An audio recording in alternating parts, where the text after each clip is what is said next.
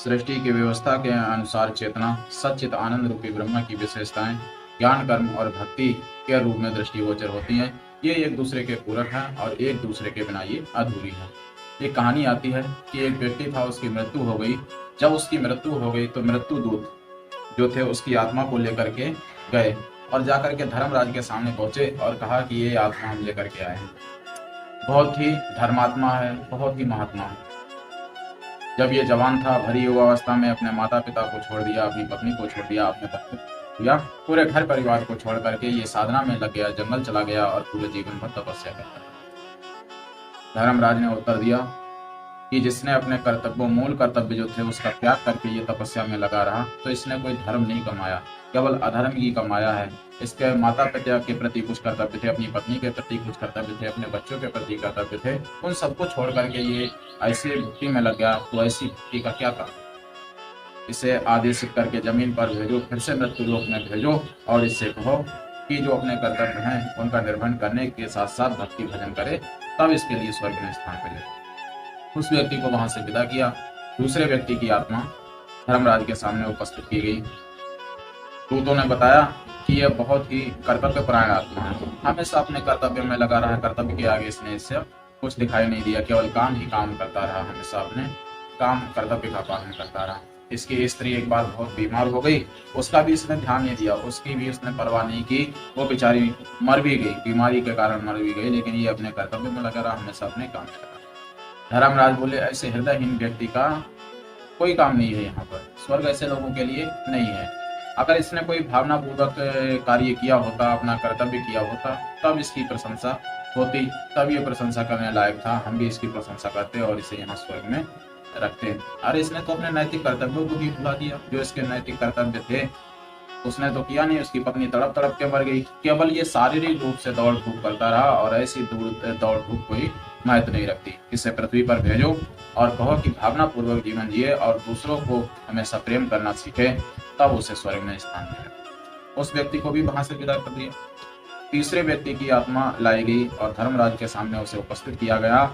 यमदूतों ने कहा कि एक साधारण गृहस्थ है, सादा जीवन जिया, सदा आस्तिक रहा, पवित्र जीवन जिया, प्रेम पूर्वक परिवार को सुविकसित किया और दूसरों के उत्थान के लिए निरंतर प्रयास करता रहा। धर्मराज बोले कि स्वर्ग ऐसे ही व्यक्तियों के लिए बनाया गया जो हमेशा दूसरों को ऊंचा उठाते हैं, दूसरों की प्रगति में अपनी प्रगति समझते हैं, जो परमात्मा को ही स्वार्थ मानते हैं, ऐसे व्यक्ति के लिए ये स्वर्ग बनाया गया है। इसे आदर पूर्वक ले जाओ और सारी साधन सुविधाओं के साथ इसके रहने की व्यवस्था यहाँ स्वर्ग में कर दो। कहने का तात्पर्य यह है कि जो व्यक्ति केवल एक ही मार्ग अपनाता है, एक ही मार्ग पर चलता है, किसी ने ज्ञान को अपना लिया, किसी ने भक्ति को अपना लिया, किसी ने कर्म को अपना लिया, तो ऐसे व्यक्ति क्या होता है कि अपने जीवन निर्धारण में सही मार्ग न चुनने के कारण हमेशा दुखी रहते हैं, अशांति रहते हैं। किसी भी क्षेत्र का कार्य हो, मान लीजिए कि हम बहुत भक्ति कर रहे हैं, हमें ज्ञान है ही नहीं। किसकी भक्ति करनी है तो हमें ज्ञान से पता चलेगा। हमने बिजनेस कर लिया, बिजनेस में कितना क्या लगाना है इसका हमें ज्ञान नहीं, तो बिजनेस में तो हमें असफलता मिलेगी। घर के प्रति हम अगर गृहस्थ बन गए तो घर के प्रति हमारे क्या कर्तव्य हैं ये हमें याद ही नहीं है, ये हमें ज्ञान ही नहीं है, तो हमें क्या होगा? मानसिक अशांति रहेगी, मानसिक तनाव रहेगा। हम इनमें से एक मार्ग का चुनाव ना करें, इन तीनों चीजों का समन्वय अपने जीवन में बरतें, क्योंकि कर्म और भक्ति के अभाव में, जब कर्म और भक्ति का अभाव होता है तो ज्ञानी अहंकारी बन जाते हैं, उनके अंदर अहंकार पनपने लगता है और ज्ञान के अभाव में मनुष्य के कर्म भी दुष्कर्म हो जाते हैं। उसे यह पता ही नहीं है कि हमें कर्म कौन सा करना है, सुकर्म करना है या कुकर्म करना है, क्योंकि जब तक उसे ज्ञान नहीं होगा कर्म करने का, कर्म तो कर रहा है लेकिन उसे ज्ञान नहीं है कि हम अच्छा कर रहे हैं खराब कर रहे हैं, है ना। इसका जब हमें ज्ञान होगा तब हम अच्छे कर्म करेंगे, नहीं तो हमारे किए गए कर्म भी कभी कभी दुष्कर्म हो जाते हैं, कुकर्म हो जाते हैं। और ज्ञान और कर्म के बिना भक्ति भी अंधविश्वासी हो जाती है। हमें ज्ञान नहीं है कि भक्ति कैसे करनी है और किसकी करनी है, हम अंधभक्ति में लग जाते हैं, अंधविश्वास में ज्यादा ही लग जाते हैं, क्योंकि हमारे अंदर ज्ञान नहीं है। तो हमारे अंदर ज्ञान, कर्म और भक्ति तीनों का अगर हमारे जीवन में समन्वय होगा तभी हमारा जीवन सुख शांति में व्यतीत होगा। और स्वर्ग का अधिकारी वही हो सकता है जिसने इन तीनों चीजों को अपने जीवन में अपनाया हो। कहा जाता है नहीं कि भक्ति के बिना कुछ नहीं है, जैसे कहा जाता है, एक कहावत आती है कि रुपया के बिना कुछ नहीं है, वैसे ही भक्ति के बिना सब सूना है। किंतु भक्ति भी ज्ञान तथा कर्म से युक्त होनी चाहिए।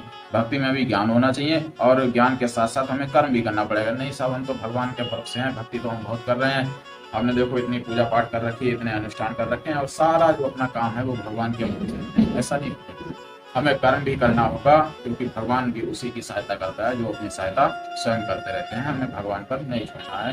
भक्ति तो हमें भगवान की करनी है लेकिन कर्म हमें करना पड़ेगा क्योंकि हमारे कर्म का ही फल हमें भगवान देता है। क्योंकि मायापति की माया बहुत निराली है, उसने कर्म तो करने की स्वतंत्रता हमें दे दी है लेकिन उसका फल देने का हक जो है ना अपने पास रख लिया है।